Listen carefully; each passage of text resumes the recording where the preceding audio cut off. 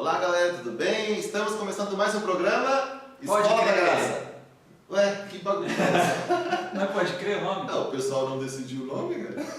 É Escola da Graça ou Pode Crer? E aí? Aí eu gostei de Pode Crer. Eu gostei de Escola da Graça. E agora? E agora a decisão é deles. Então vamos deixar na mão de vocês ajudem a gente a escolher o nome do programa, ou Escola da Graça, Ou Pode Crer. Beleza? Agora vamos começar com a lição. Título: Sacerdotes e Profetas Ímpios. Danilo, como é que um sacerdote e um profeta pode ser ímpio? Existe isso? Pois é, a gente fica surpreso também, né?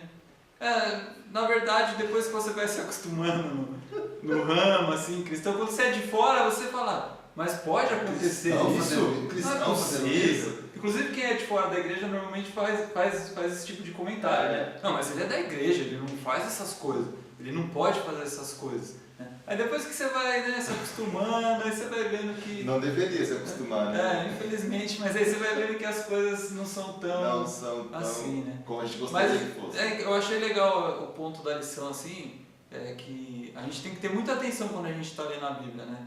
Porque, por exemplo, esses assuntos foram escritos mais ou menos mais de 2000 anos atrás, né? Em torno do ano, depois do ano 600 a.C., 590 e pouco. Então, é um contexto totalmente diferente do atual. Então, se a gente lê de uma forma superficial, a gente vai começar até a questionar Deus, né? Até duvidar assim, do caráter de Deus, achar ele um carrasco, por exemplo, como os ateus fazem, né? De falar assim, como que Deus pode fazer esse tipo de coisa ou permitir que isso aconteça, né? Se você tem uma leitura superficial, você acaba não entendendo essa lição. Né? E até porque a gente não entende, porque essa lição não, a Bíblia foi escrita pelo povo hebreu, né? Nós temos que entender pelo menos um pouquinho da mente do hebreu, porque assim, um hebreu escreve, qualquer hebreu vai entender o que está escrito ali. Sim. Só que a gente vai ler, nós temos uma outra cultura, então nós temos que entender até um pouquinho do que passa na cabeça de Jeremias quando ele escreve isso, o que ele está querendo dizer realmente para a gente poder ter uma leitura correta daquilo que Jeremias está falando. Sim. E hoje nós vamos tentar entender um pouquinho disso aí. Para você ver, mais de 2000 anos atrás. Olha, hoje a gente tem choque de cultura dentro do Brasil, né? Dentro do Brasil, a gente tem, por exemplo, o paulista tem o costume de falar cara, por exemplo. Entendeu? Não pode falar cara, cara. E já, por exemplo, isso pode ofender um carioca que fala mané, entendeu? E se eu te chamar de mané, talvez te ofenda. Sim, entendeu? não, com certeza. E por exemplo, é a mesma coisa de você pedir para um mineiro gravar um vídeo e não sem falar uai. Não pode fazer um vídeo, você não fala uai.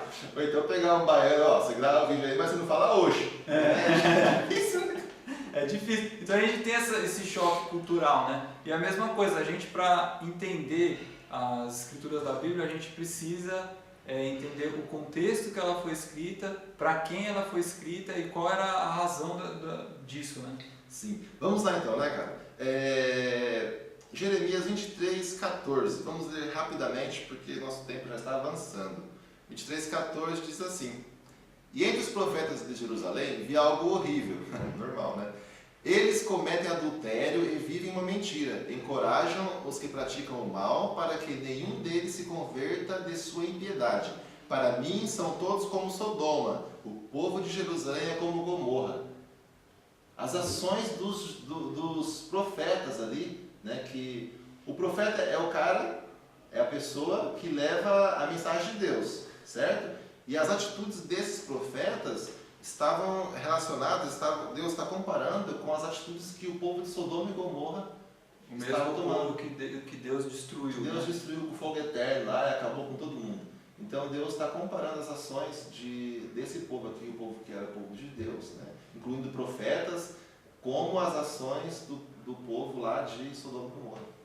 Você vê a que ponto chegou, né? A que ponto esse povo chegou. Né? E Deus então ele profere aqui um juízo aqui sobre esse povo. Leia aí, Jeremias 5, 29, 30 e 31. O que diz aí? Não devo eu castigá-los? Pergunta o Senhor. Não devo eu vingar-me de uma nação como essa? Uma coisa espantosa e horrível acontece nessa terra. Os profetas profetizam mentiras, os sacerdotes governam por sua própria autoridade e o povo gosta dessas coisas. mas o que vocês farão quando tudo isso chegar ao fim. Danilo, você estava lendo aí e eu fiquei pensando, isso acontece hoje? Não, lê de novo, pensa nos dias de hoje. Não devo eu castigá-los? Pergunta o Senhor. Devo eu vingar-me de uma nação como essa? Olha só agora. Uma coisa espantosa e horrível acontece nessa terra. Os profetas profetizam mentiras, isso a gente vê muito. Os sacerdotes governam por sua própria autoridade. Ou seja, pastores que falam aquilo que eles querem. Não estou falando assim no contexto adventista. Estou falando no contexto assim, de quem vai lá e prega o que ele acha que tem que pregar. Sim. Prega aquilo que ele acha que deve mudar. Eles colocam quem eles querem nos cargos que eles acham que eu acho que tem que ser assim. E sabe assim, coloca a vontade própria e não a vontade de Deus. E aqui o que é pior, e o meu povo gosta dessas coisas. O povo aceita as mentiras, né? Porque é gostoso, né? Por quê? Porque se você for contra, você vai ter que ir lá e fazer. Por exemplo, você vai contra o pregador que está lá na frente, você que tem que ir lá e pregar. Sim. Ah, porque ele está pregando, eu acho que deveria pregar isso. Então você sobe lá e prega. Então não, eu prefiro assim. Então não, deixa ele pregar o que ele prega, porque pelo menos eu estou quietinho no meu canto, né? Se eu for dar minha opinião, talvez eles vão querer que eu vá lá pregar. Né? Então é melhor ficar aqui na minha. O povo, ele não é que gosta, é que é omisso. Se fosse de uma outra forma, talvez o povo gostaria mais. Mas, né, também vou fazer o quê? Né? O povo não está muito preocupado. Pelo que eu estou vendo, o povo não estava preocupado com a parte religiosa. O povo tinha outras coisas para se preocupar. Né? E o sacerdote faz o que quer e, né, não fede nem cheira. Né? Por quê? Eu não estou preocupado com isso. E tem o ponto inicial aqui também, né? Deus questionando, né? Falando, não devo eu castigá-los? Não devo eu vingar-me de uma nação? Isso aqui é essencial. Se a gente não tiver uma leitura correta, a gente acha que Deus está castigando, que Deus é tirano. Mas aí fala que Deus castiga. E agora? Deus castiga ou Deus não castiga? E aí? É igual, por exemplo, o próprio pessoas que não creem em Deus utilizam da seguinte situação.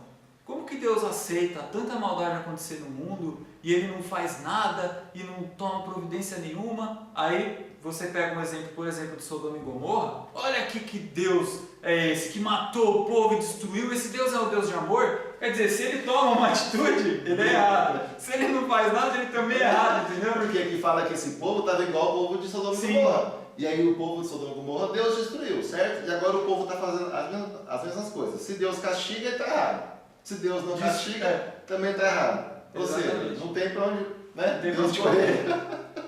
Mas e aí? Deus está falando que ele castiga, que ele vai fazer o mal contra esse povo, que ele vai se vingar. Deus, será que ele realmente está ali maquinando? Ah, esse povo está fazendo isso, então eles vão ver só. E Deus está ali maquinando uma coisa ruim para fazer com esse povo? É isso que está acontecendo aí? Será que com certeza, esse é o pensamento?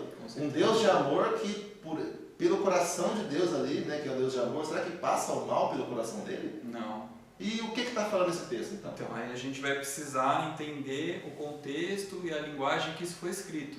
Hoje, existe uma diferença. A leitura, a gente lendo dessa forma, a gente vai ter esse entendimento. Por quê? Porque a nossa cabeça já tem isso no início. Né? A mentalidade ocidental é diferente da mentalidade do povo hebreu. É totalmente diferente. Por quê? Porque a nossa mentalidade aqui, a gente pensa em causa e efeito. Né? Primeiro vem algo que aconteceu e depois disso tem as circunstâncias. O hebreu, quando ele escreve efeito e causa. Ou seja, se eles estão sofrendo, é porque Deus deixou. Sim. Logo, o castigo está vindo de Deus. Sim. Entendeu? A gente coloca aqui, Deus castigou, a gente imagina que é Deus que está, né, por trás de todos que está jogando o castigo em cima deles. Isso. Na cultura deles, não. Eles entendiam que Deus simplesmente deixou acontecer. E porque Deus deixou, eles foram castigados. Logo, o castigo viria de Deus. Ou seja, Deus, Ele iria castigar, né? É bem complicado para a gente pensar isso, porque a nossa cabeça não pensa assim. E, Danilo, tem uma outra coisa. Deus, ele sabe que esse povo vai sofrer. Então Deus, ele deu a opção, olha, se vocês seguirem aqui, vocês vão se dar bem, se seguir aqui, vocês vão se dar mal. Eu acho que a gente já falou aqui, né, que Deus, ele é atemporal. Deus, ele pode olhar para qualquer, né, a gente está aqui nesse ponto da linha do tempo, é o nosso presente. Deus, ele pode olhar para daqui a um ano, ele pode se deslocar pela linha do tempo. Né? Então Deus, ele está lá no futuro vendo, olha, se vocês fizerem isso, vai acontecer isso.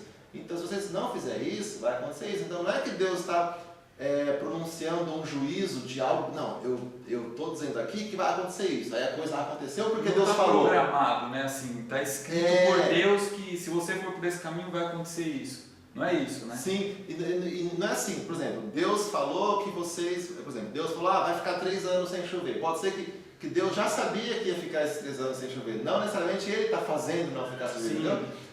Vamos falar de Cristo, fica mais fácil, né? Vamos trazer para os nossos dias, porque às vezes a gente fica falando do povo hebreu, a gente não consegue entender porque foi escrito para a cabeça deles lá. Vamos pegar Cristo.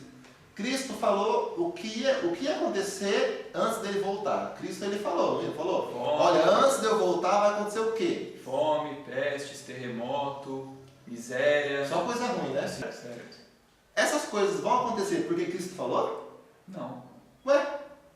Mas não foi uma profecia de Cristo? Sim. Então, se Cristo... Então, porque assim?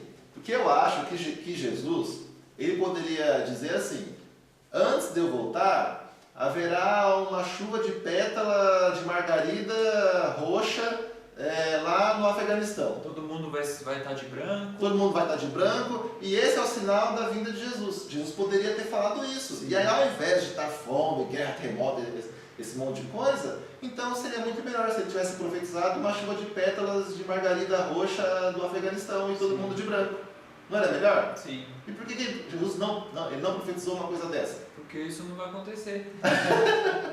Então a gente vê, cara, que quando Jesus... Ele está profetizando, ele está falando que vai acontecer Ele realmente. tá Não é ele, eu vou trazer isso para vocês. Isso vai acontecer. Então quando Deus profere um juízo, é algo que já vai acontecer. Não é que Deus vai fazer acontecer. Exatamente. Então é isso. É. Então quando Deus fala que o povo de Israel ele vai ser castigado por aquilo que está sendo feito, não é que Deus está dizendo, eu vou fazer isso com vocês. É que ele diz, olha, a consequência do erro de vocês, a consequência das escolhas de vocês serão essas. Sim. Então que a Babilônia vai vir pegar todo mundo, matar todo mundo, não é que Deus vai mandar o rei da Babilônia. Eu já estou vendo isso. Ele está vendo isso já vai acontecer. Ele está só alertando que isso iria acontecer. Isso. Nossa, cara. Nossa, Danilo. Faz sentido, né? É muito legal, né? E o que a gente pode tirar disso para a nossa vida? Prática.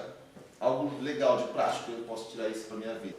Normalmente quando acontece alguma coisa ruim assim na nossa vida, a gente tem aquela mania de ficar questionando e culpando a Deus, né?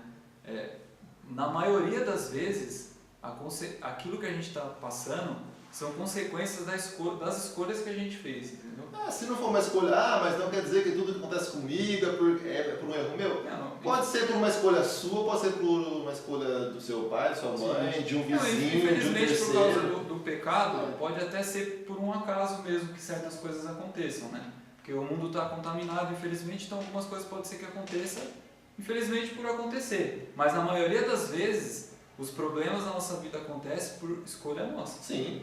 Né? E o último culpado de tudo o que está acontecendo disso é Deus. E outra coisa também legal é que, como a gente citou, Sodoma e Gomorra foi destruída por Deus, né? E o povo de Israel não foi destruído, sobrou o povo remanescente. Nossa, verdade, né?